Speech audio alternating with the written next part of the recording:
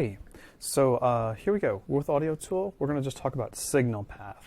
And this might be something you have thought about before, but I just want to explicitly detail it. So right now I've taken just a small little piece of music. I've made a little MIDI thing, and this is Where the Streets Have No Name. Here, you can just listen to it. Okay, and can't hear the organ.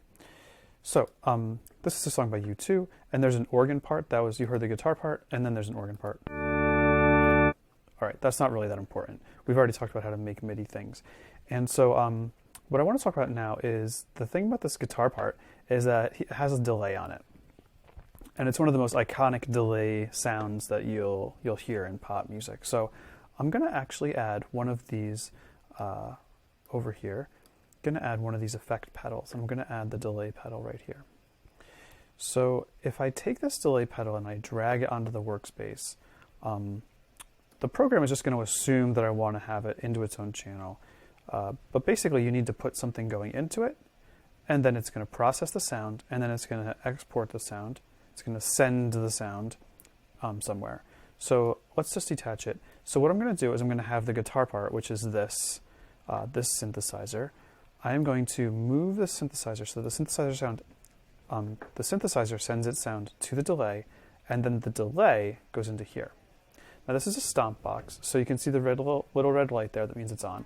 So if I go like this and I play it, okay, I can't hear it right now. If I go like this and I play it, let's just listen to that guitar part by itself.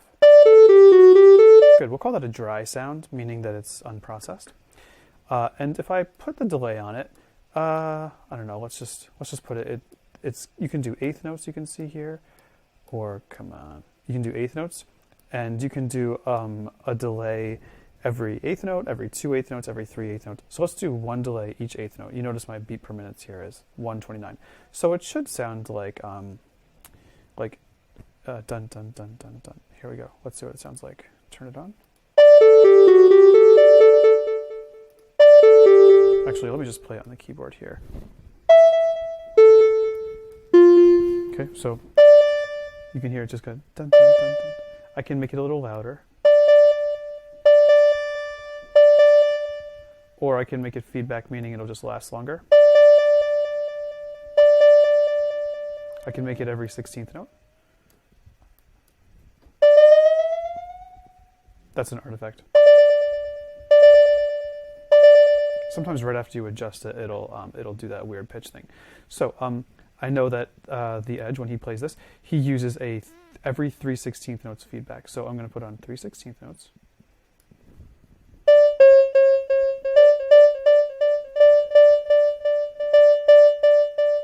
Okay, and I only want it to feedback once or I only want it to bounce back once or twice.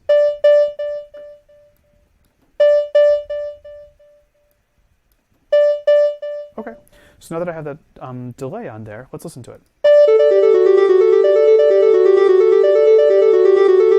Listen without the delay.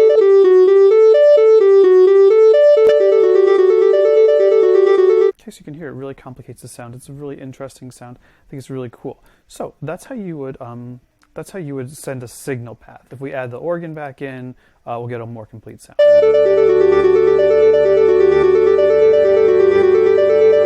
All right. You can chain things. You know, you can put, let's put the crusher in. So if I put a crusher right here, actually I didn't really leave myself enough room, but let's just move this over a little bit. Put the crusher, come on. Put the crusher right here.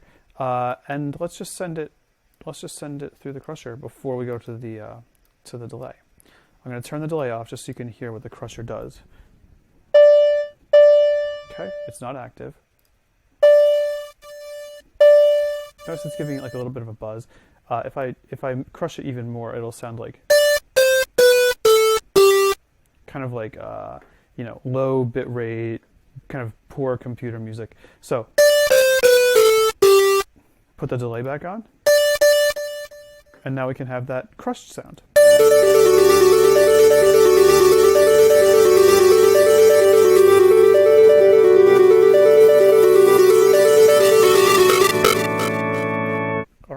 So you can chain things. There are actually a few ways you can add effects. Chaining effects like this is probably the easiest way. You can also use the auxiliary send on the main mixer board, which is over here. I'm not going to explain that. If you're interested in doing something more complicated, you can pretty easily look it up online. But that is how you chain effects, and that's how you deal with signal path, an audio tool. So it's very intuitive. You just kind of follow these chords, and you can just drag from the out to here, the out to the in. And if you make a mistake, the computer will, the program will tell you you're messing up. It'll kick up an error message. So other things you can do, you can take a channel and you can split it. So I could have this right here, and then I could run the synthesizer into here and have like one channel go to the crusher, one version of the sound go to the crusher, and one sound go to the delay. You could have like a clean sound and then, go back and forth between them. There's so many options. All right, but that's signal path.